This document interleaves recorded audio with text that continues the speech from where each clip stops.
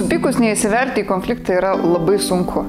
Ir manau, pirmiausia, ką dar galima padaryti, kol dar nesi smarkiai supykęs, tai gali greitai sakyti, kad nepritari. Nes paprastaigi tas pyktis užauga ne per vieną sekundę, nebent jau tu turėtum alergiją kažkokio tai žmogaus atžvilgių, bet iš pradžių tave suverzina vienas dalykėlis, paskui kažkas užtrunka dar vienas ir paskui galų galiai pyksti rimtai.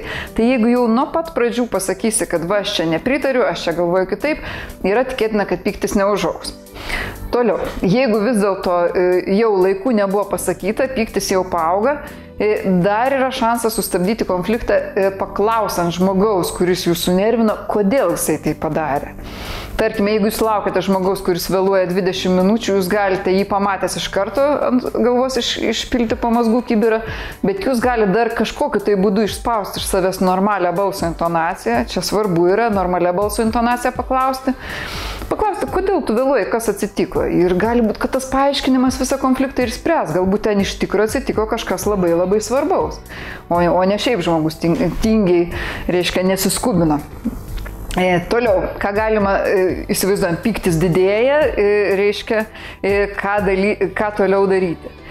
Galima, jeigu jau jaučiatės jau pakankamai piktas, kad jau nei paklausti normaliai nebegalite, nei argumentuoti normaliai nebegalite, galima kartais iš situacijos pabėgti. Pasakyti, kad, žinai, aš labai susijaudinau, kažkaip tai dabar truputėlį išeisiu, pakvėpuosiu grynu oru, išvesiu šunį, nubėgsiu į parduotuvę.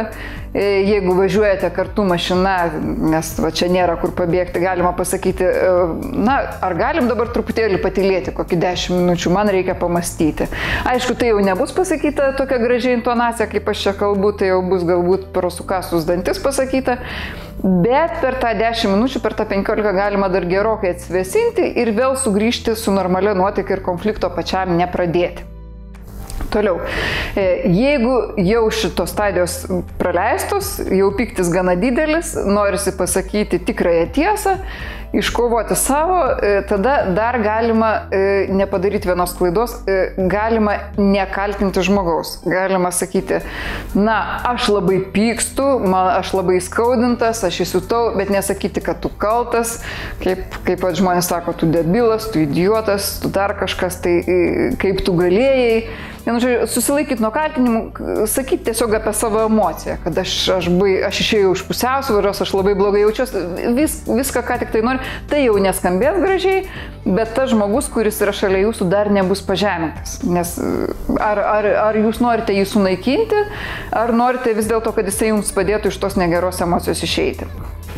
Labai svarbus dalykas, jeigu supykote ir gali būti, kad jūs jau nebegalite, jūs jau pradėjot kaltinti ir jau ta stadija irgi praleista.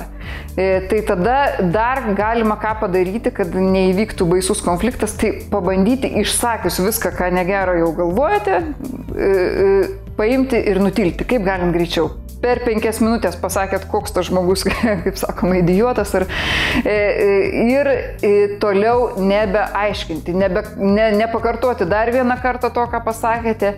Yra toksai terminas kelti nešvarius skalbinius. Tai vadinasi, kad nepriminti, ką tas žmogus padarė jums blogo prieš 2 metus, prieš 5 metus, prieš 10 metų. Tiesiog apsiriboti savo reiškia, pasisakymą tom keliom minutėm ir kažkokiu tai būdu sugebėti nutilti. Aišku, šituo atveju jau gali nebenutilti ir jūsų partneris. Gali būti, kad jisai norės pasisakyti. Ir norės pasisakyti ilgai, arba norės būtinai lįs prie jūsų ir klaus ir sakys, tai kuo tu čia tyli, tai gal tu man paaiškink tą ir aną. Šitoj vietoje reikia būti kategorišku ir jeigu jūs kažkokiu tai būdu jums pavyko susivaldyti, neleisti ir partneriui jūs įvelti į konfliktą. Tiesiog sustoti ir pasakyti, aš viską pasakiau, dabar aš esu labai susinervinęs, tiesiog pagalvokime ir toliau to konflikto nebevelti, nebevystyti. Labai svarbus dalykas yra stabdymėsi santykiuose, konfliktuojant santykiuose, yra nepatikėti tą mintimi, kad reikia rasti teisybę. Jeigu jums pradės atrodyti, kad, o kodėl čia dabar aš turiu nusileisti, o kodėl ne jisai, tai tada, kaip ir reikalas prapuolęs. Jūs turite būti tas, kuris sustabdo konfliktavimą. Jūs turite būti protingesnis. Tiesiog išsikelkite savo tą iššūkį, tą užduotį. Ir Na ir po to, jau dabar mes kalbam, įsivaizduojam, kad jūs kažkokiu stebuklingu būdu sustojote, jumise liko pyktis, liko neišspręsta problema, jūs tą pyktį kažkaip įveikėt, pailsėjot, pasportavot. Labai svarbu po to, kitą dieną, kai jau bus visiškai kita nuotaika, vis dėlto prie problemos sugrįžti, pabandyti ją spręsti. Pasakyti normalių balsų žmogui, kai jau nebesate įsiutęs, kad aš susierzinau dėl to ir to, labai konkrečiai kalbėti apie savo jausmus ir apie priežastį, kurią sukėlė.